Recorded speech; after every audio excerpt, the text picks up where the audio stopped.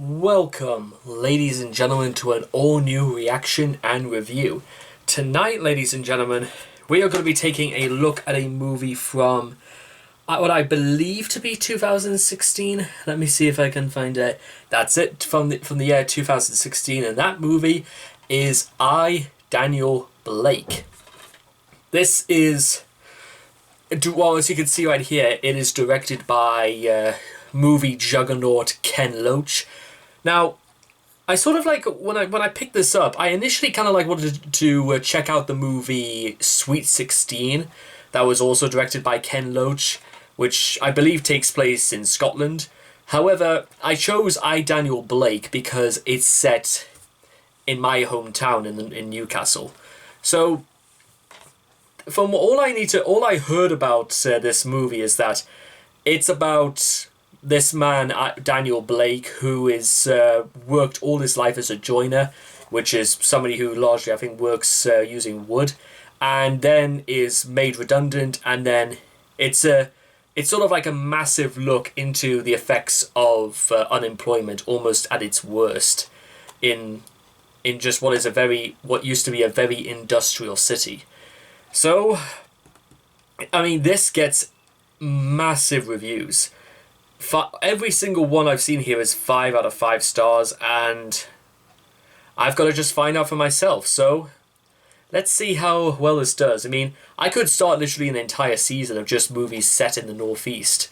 That might be something entirely. So, but with all that being said and done, because it might be, for whatever reason, this might not be as good as I think it might be, but considering what I know about unemployment and various books I've read and all that about unemployment in the industrial north, well, in this country generally, I can't wait to find out how Ken Loach goes about it. So it's time to sit back, relax, and check out I, Daniel Blake.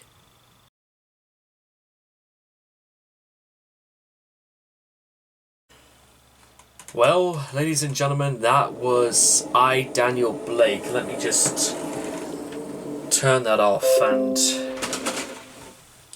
I gotta tell you, ladies and gentlemen, I've seen some fairly bleak... I've got to turn this stupid Discord stuff off right now. I'm doing that before we go any further with this. Because I got like a lot of things I want to say about this movie. Right. I suppose the first thing to do is where to start. It stars a man called Daniel Blake, who has just suffered a major heart attack and is now being told that he has to seek job seekers allowance just so that... But the thing is that he's being told that he has to work in order to claim benefits. This is despite the fact that wants to be put in the all clear within several weeks so he can return to his job as a joiner. The next thing you hear is that the movie, what I, Daniel Blake does is it exposes what can only be described as one of the most nauseating and one of the most vicious cycles that exist in Britain today. That is of the welfare system itself, because they're telling a man in his 60s that despite the fact he suffered a major heart attack, despite the fact that all he wants is to return to his old position, he's been told that he has to sign on, but while also looking for work, just so he can claim benefits, so he can have any sort of income whatsoever. And the movie, like, Dave, I think it's called Dave Johns, who plays, let's see, but yes, it was Dave Johns, I thought so. What Dave Johns does is that he oh god, how can I put this? What Dave Johns does in this movie is that he plays this completely straight because, and this is the very important point, I feel like the setting almost, for me, makes this movie. even though it's limited to just Newcastle city centre and Biker, I believe it's also sent in. It's quite interesting because I recognise the location perfectly fine, but I couldn't necessarily tell you if it was Biker or possibly just like west of Manners, because or east of Manners, I should say, because in order to get to Biker from the city centre, you have to take you could take like the metro, or you could just walk down. You get the metro to Monument, to Manners, and then Biker Station, which you have to travel. You have to travel east because that's just how it is. One of the first things you find out about Daniel Blake is that I know guys like Daniel Blake. It's probably because of the dialect, and that's one of the things like I see and interact with 6 days a week, and that's a very, very, for me, that's just like a bigger plus, really, when you think about it, is that these are people, it's set in my hometown. I recognize these places. I know these people. I see and talk and interact with them day after day. And it's when you realize that these are real people to me. That's the first major barrier that Ken Loach manages to break down for all of us. Is that, well, certainly for me, is that these are very real people, because they have a very, very real issue. One that I'm going to get to that in a second. So Daniel Blake becomes friends with this single mother from London named Katie, played by Hayley Squires. She's got two kids with her, like Dylan and Daisy. And apparently they've been living in a hostel for years, and they live in the, like, just leaking roofs, cold as health, poverty. Before we go any further, poverty, that's what this film is about. It's about poverty and what happens when all of a sudden you're now put onto benefits, or we call it universal credit now, in the span of 5 years. I'm going to get to that in a second, because I've got a lot of things I want to say, because I feel like I kind of have to. What happens is that, so Daniel, who worked as a joiner for well over 40 years, is that he starts building these beautiful things by hand, by using wood tools, creating desks, creating little mobiles out of wood, and then he constantly has to. I cannot tell you how much I love the fact that he's on the phone for nearly 2 hours just to speak to people who's saying that, he hasn't received this call, and apparently he has to be in work just so he can claim benefits. That is, if that system sounds ridiculous and messed up, it's because it absolutely is. I could not think of any system in the world where, probably because of someone who had underlying health conditions, Daniel had to just straight up just work just so you could claim money from the job centre. I've never really heard of that sort of thing being done before, but I can tell you what, it's not normal, and you could tell in Daniel's faces that what's happening to him is not normal. And that's another big thing that's sort of like a big eye-opener, is that what do you do about a man who has worked all his life and now is being thrown into poverty? What does he do then? There's no point telling him that he has to go and look out for work, or that telling him he has to go to these workshops and that, where he has to deal with like sinister, sly face looking men saying that there's no job, there's no chance whatsoever unless you stand out, that you won't get a job anywhere. There's no work to look for, and Daniel had a job. He worked in something that he loved, and now he's got to go from place to place. And obviously, since Daniel is obviously a part of is a man in his 60s, and that he doesn't know about the ways of like having CVs printed out with using ink. He writes everything out by hand. He's what you might call old school, but that's just the way he did it, because he was put into this profession and he loved what he did, so why did he need to stop? And it tears your heart out when you think that if that happens to just anyone else, that any ordinary man, it would just about happen to anyone. And you gotta wonder what it's just like for people who straight up just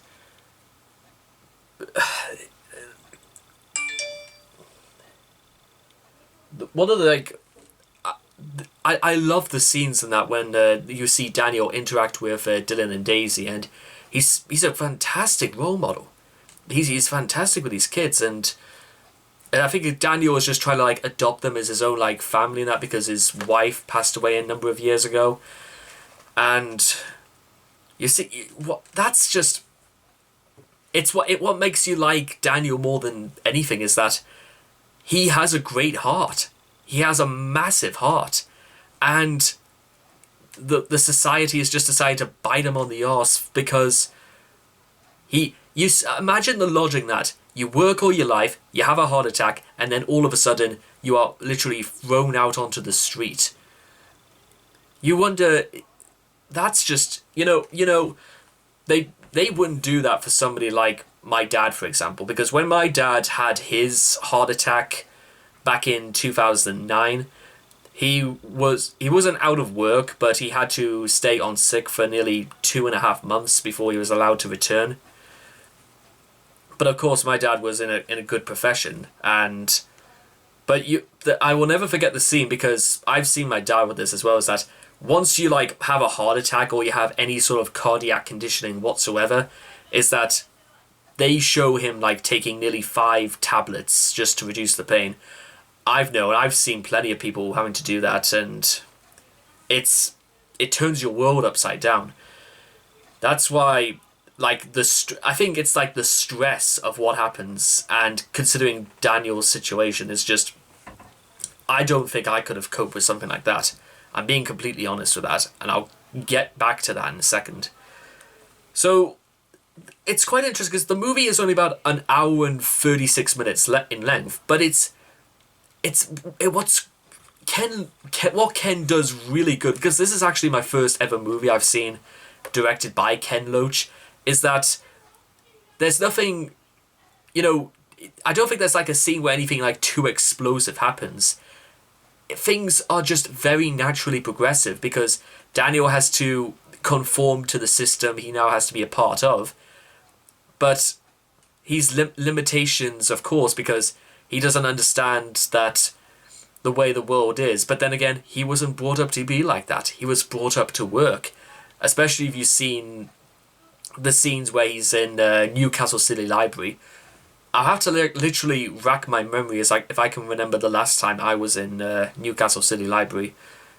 It must have been early February of last year. I think that was the last time I was there, like 14 months ago. And I kind of, strangely enough, I don't even think I really miss it that much, even though I like going there. It's weird when these sort of things happen.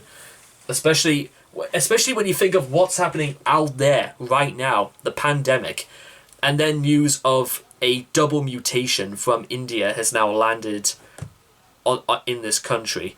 And goodness knows how many people have lost their jobs as a result of this, how many more thousands probably will if this mutation apparently kills off the vaccination. It makes you seriously think, doesn't it? Now, but that's a different subject altogether, because Daniel just he's trying to make ends meet, and you see him just having fun with his neighbors, and he's just trying to he's remaining a decent man in spite of what's happened to him. That speaks volumes, and I think somebody who goes into poverty would be like torn to pieces, because the world around them is just, people have got it wrong when they say that poverty is very straightforward and simple. It's mean and at times very complicated. Some people think it's unbearable, and don't get me wrong, what happens in I, Daniel Blake is unbearable. Other times it's merely squalid and rather boring. Because the people the people at the job center, they constantly tell Daniel this is not good enough, and no matter what he does, Daniel feels as if like he's just banging his head against a brick wall because he doesn't understand. You could see it in his face. He just does not understand how this is happening to him, or why it's just so difficult to prove to these people that he's looking for work and anything like that. Because you see plenty of scenes where Daniel's going to garages and that, and to, you know, places that to ask to look for work. It's something. You can't say that otherwise. He's very determined because he wants to get his life back together. But you can tell by his age, his pre-existing condition, that he feels as if like this is a battle he can't win. What becomes the scene where Katie, where the family, where Daniel, Katie, Dylan and Daisy, they go down to a food bank. Now I'm pretty sure I know exactly where this bank is that because I pass by it when I go to work. The scene in that food bank was absolutely disgusting. There was, first off, the queues. I've seen enough food banks in my time, ladies and gentlemen, to say that the people that queue up to just receive food, it's no exaggeration what happens. These queues are very long, and some of the people there look as if they haven't been eaten for days, because Katie starts to like just magically just open up a can of beans and just scoff them down because she is that desperate for food, and just to provide for her kids, including to just try to attempt shoplifting for sanitary products.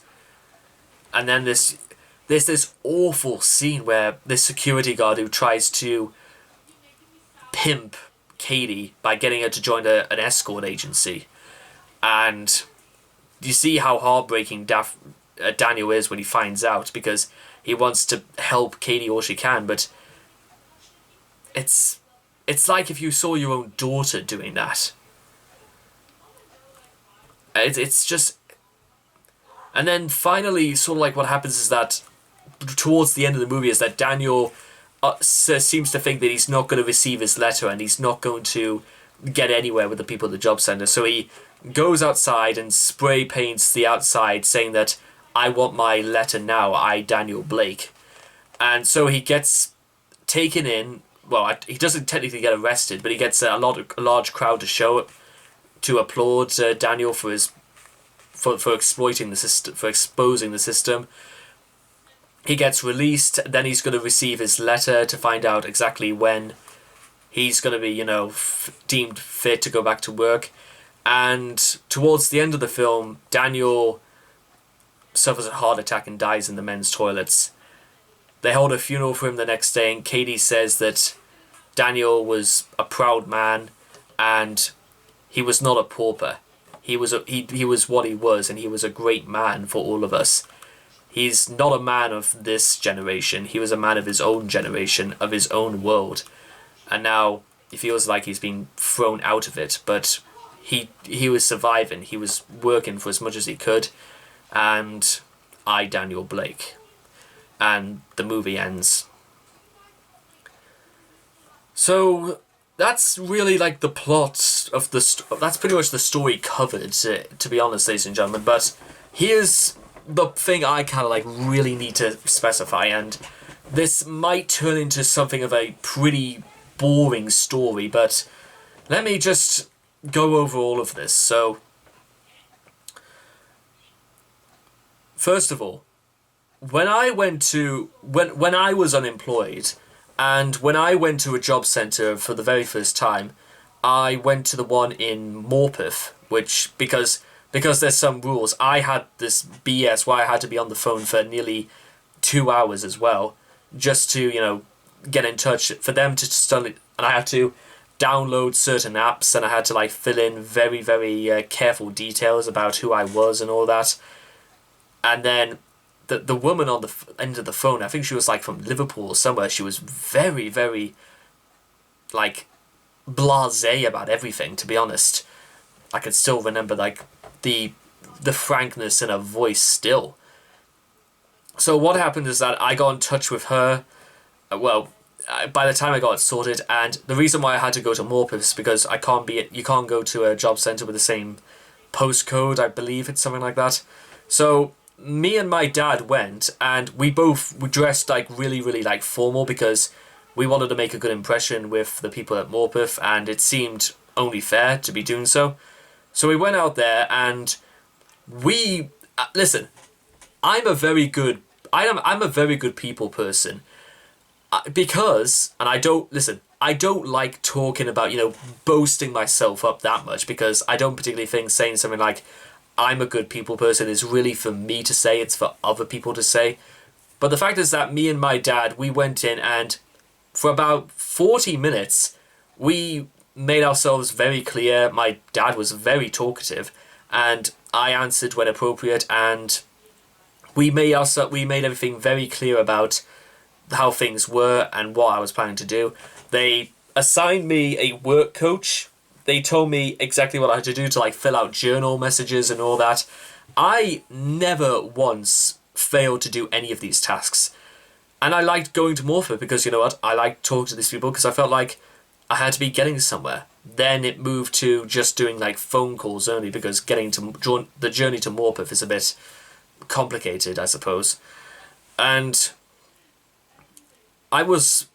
to begin with, I was unemployed in 2019 for about 2 months between July, towards the end of June towards the end of August.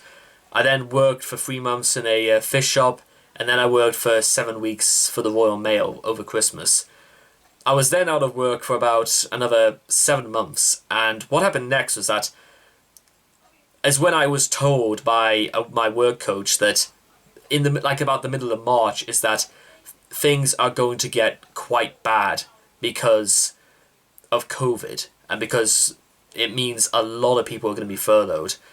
But we are going to try everything we can to help you. We know you want to work. You've told us you want to work. We've seen what you're capable of. There is no reason you cannot get work, sir. I like the fact they call me sir. I felt like I earned that name somewhat. So what I tried to do is I put all my effort into making YouTube videos. I tried to put all my effort into the craft that I was going to perfect. And then I got the call saying that if you apply for this job now, you can start tomorrow and you can start earning. And I've been in work ever since. And coming up, it will be 9 months this week I would have been in this job. Barely had a day off. I mean, I'm going to, not counting bank holidays, the amount of time off I've actually had off work, not including weekends, although I work Saturdays, but not including day offs or, but not including bank holidays, the amount of time I think I've had off, not including, we'll rule out bank holidays. We'll rule out Sundays. In 9 months, I think I've had about 6 days. We'll call it 7 because there was one time they had to shut the place because there was an issue about somebody who contracted COVID. 7 days in 9 months. The thing is that I work 57 hours a week. I get paid monthly. That is on me. That was my decision to work that many hours. Because it started off with me working 40, then they asked whether or not I wanted to work more. Yeah, the first time they asked me if I wanted to work more hours, I got on, the woman who was my boss, who was on the phone to us and that, she said, would you like this? It took me all of 3 seconds to say yes. Because I'm pretty, when it comes to making snap decisions, I'm like that. I don't particularly want to sit and ponder about things for too long, you see. But let me tell you something very, when I was in work, you get to meet a lot of very interesting people. And I feel as if, like, for whatever reason, what if I become a Daniel Blake? What happens if what if I get to the age of, what if 40 years in the future, let's say, what if I'm out of work? What if I can't get any work ever again? What if I die cold and in a toilet somewhere? What happens if things right now are as good as they are ever going to get? What about, because there are millions of people like Daniel Blake. There are millions of people like Katie who get exploited, who work their lives and who die sad and alone.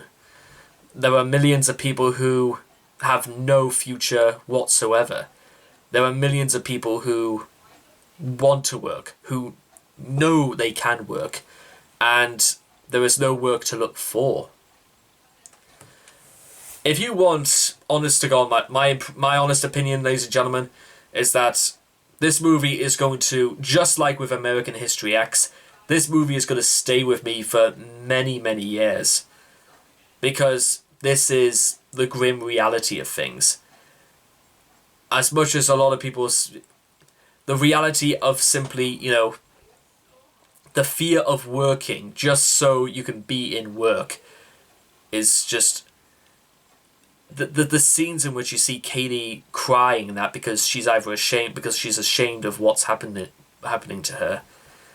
It kind of makes you realize is that the evil of poverty is that it's not so much that it makes a person suffer, but it robs and rots them of their virtue and their the evil of poverty is that physically, mentally, spiritually, and physically. And there could be no doubt, putting aside sexual starvation for 1 second, physical or, pride, having your pride rot away to nothing is what could be only described as one of the most debilitating conditions that could happen to a person. And no amount of humiliation, such as eating a can of cold beans in the middle of a food bank, no amount of humiliation could possibly outdo or do any more damage to a person's self-respect. So to that end, ladies and gentlemen, I think the only thing I'm kind of in two minds about right now is that after seeing that and looking myself just very briefly in the mirror right now, I realise that I have to do something at once. I have to do something that I think I've decided what I'm going to do. It's got to be something that represents who I am, and when you have that much going in you, you should be able to demand a work because you have what it takes. Maybe that's what they were talking about in that scene where they're talking about, the CV workshop, is that is how you stand out. Well, you know what, ladies and gentlemen, you know my motto is for these sort of things. There is work to be done.